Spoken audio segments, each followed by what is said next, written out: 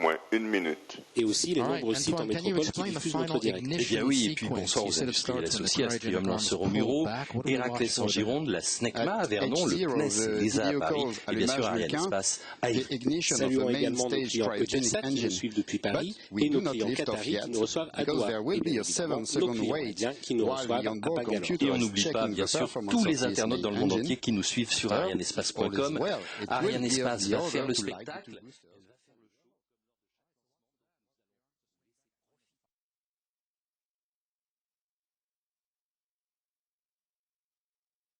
No, 10 seconds. Enjoy the liftoff.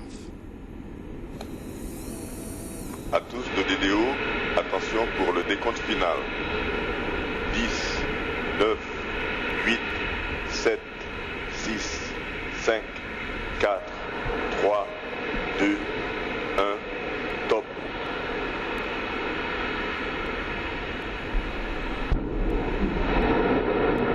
Allumage Vulcain. Allumage EAP, décollage.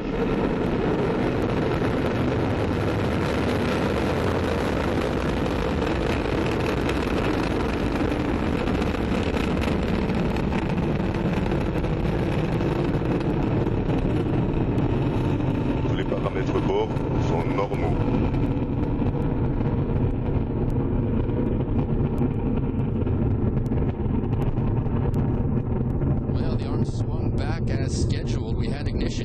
La trajectoire est nominale. Ça y est, Ariane 5 s'est envolée, elle s'est bien envolée, elle a dépassé la couche de nuages et 1300 tonnes de poussée propulsent notre lanceur qui a déjà dépassé Mach 1 car le lanceur dépasse la vitesse du son en 40 secondes seulement. Et oui, ça va très très vite, en 1 minute, Ariane 5 dépasse.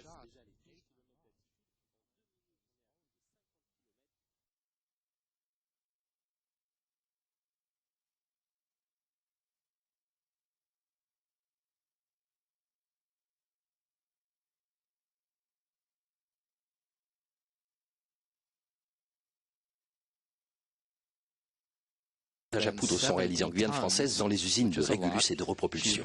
Oui, et ces EAP mesurent 31 mètres de haut. Ils consomment, tenez-vous bien Pierre, 2 tonnes de poudre par seconde, c'est-à-dire qu'en 2 minutes environ, on a consommé les 240 tonnes de poudre qui étaient embarquées. Alors à ce moment, il faudra bien sûr s'en séparer.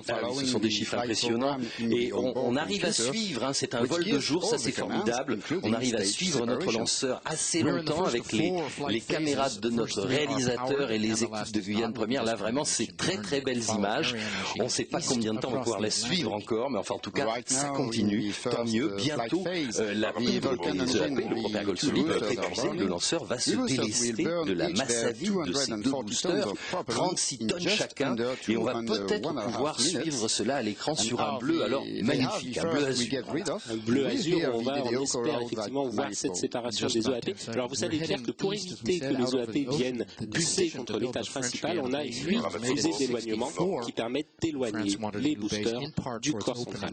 Et bien voilà, je crois que c'est fait puisqu'on voit les 3 points dans le ciel. Donc au milieu, c'est Ariane 5 qui continue et de chaque côté, eh bien, ce sont les 2 boosters qui retombent avec encore un petit peu de combustion résiduelle. Hein, ils sont encore allumés et on s'en est séparé comme on le voit sur ces images de caméra embarquées. Le lanceur faisait 773 kg et bien maintenant on a perdu 600 kg. Il n'en fait plus que 173.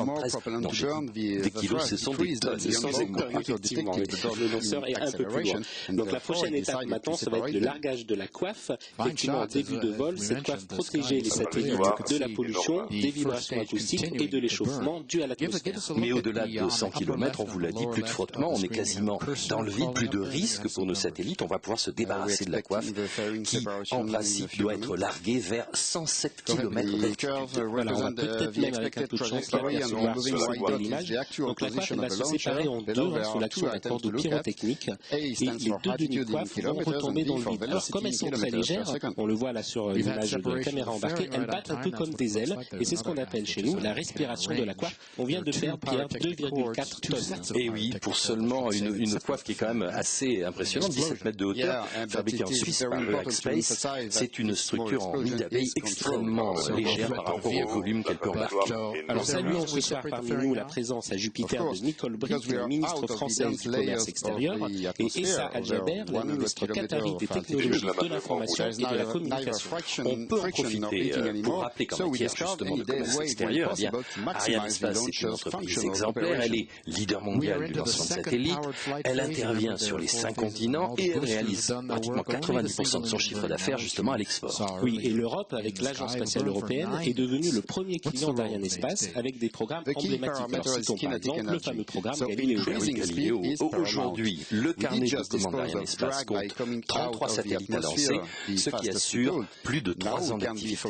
Voilà, alors vous voyez donc sous la courbe que l'on est déjà à 145 km d'altitude. Il reste à peu près 5 minutes environ de propulsion pour l'étage principal cryotechnique. Et son moteur, eh bien, c'est le fameux Vulcain 2 fabriqué à Vernon en Normandie. Il pèse tout de même 2 tonnes 5 pour une hauteur de moins de 4 mètres. Et alors ce moteur, c'est le fruit d'une véritable coopération européenne. La tuyère est fabriquée en Suède. La chambre de combustion vient d'Allemagne. Et savez-vous d'où vient la turbopompe oxygénétique, Pierre? Elle vient d'Italie. Et voilà, ça c'est l'Europe. La turbopompe hydrogène, vous savez qu'elle tourne à la vitesse hallucinante de 35 800 pieds par minute. Mais tout de suite, les news d'Arianespace. Ariane 5 a placé avec succès sur orbite 2 nouveaux satellites. AlphaSat pour Inmarsat, le satellite de télécommunication le plus lourd jamais produit en Europe, et INSAT 3D, un satellite météo pour l'Inde. C'était le 5e lancement de l'année pour Arianespace et la 3e mission d'Ariane 5 en 2013.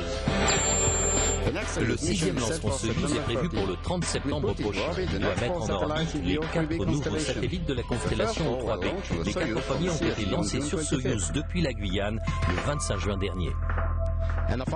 C'est à l'automne que le 7e lancement Soyuz doit lancer Gaia, qui doit cartographier les étoiles de notre galaxie, la Voie lactée. Gaia est arrivé en Guyane le 23 août et a déjà commencé ses préparatifs.